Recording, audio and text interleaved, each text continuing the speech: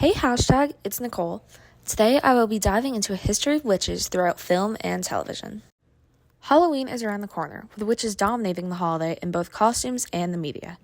In the early 1900s, many women characters in silent films were obedient, domestic, and religious, similar to the real world. As the women's suffrage movement moved forward, witch characters were reminiscent of their own circumstances as they'd be punished for refusing men's advances. As sound films, or talkies, came out, plots in films were made more complex.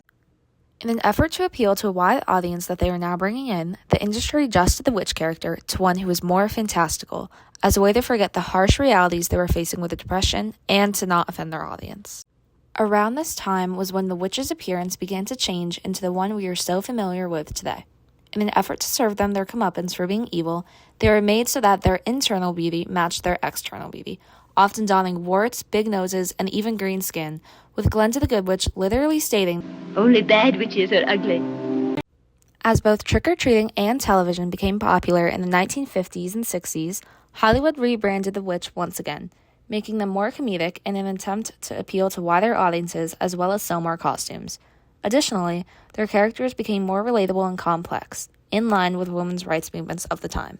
With times changing, Hollywood was more inclined to allow their witches to be more promiscuous, and with horror movies on the rise, they once again became more scary, evil, and overall occultish. With the rise of serial killers in the 1970s and 80s, the general public often believed rituals were afoot, leading to a satanic panic that once again categorized witches as something to be feared, leading the industry to take a break from the iconic character, once again displaying them as someone deserving of a punishment. After the panic died down, witch films were back in business, albeit more family-friendly. Their powers were often used for comedic purposes. With the girl power movement of the time, the character found herself present in lots of kids and teen media, where they were often displayed as powerful beings. Witches have evolved alongside Hollywood and the United States, and will continue to do so for the future. No matter who the witch appeals to at the time, it is clear they are here to stay. That's all I have for today. I'll see you in a spell.